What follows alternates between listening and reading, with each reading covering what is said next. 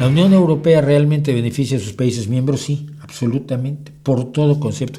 Voy a tratar de volver a hablar. Ha estado aquí ya conversando conmigo Jonás Fernández, eurodiputado de aquí de Asturias, que se presenta nuevamente como eurodiputado. El 9 de junio tenemos elecciones europeas en toda Europa. Del 6 al 9 de junio tenemos elecciones en toda Europa.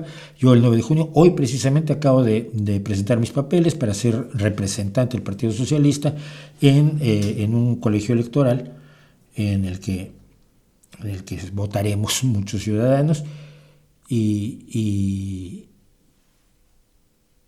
estoy absolutamente convencido, no solo que Europa es benéfica para sus países miembros, Europa es el gran ejemplo de que se pueden hacer cosas enormemente difíciles como establecer las bases necesarias para la paz en un continente que ha vivido en plena guerra constantemente.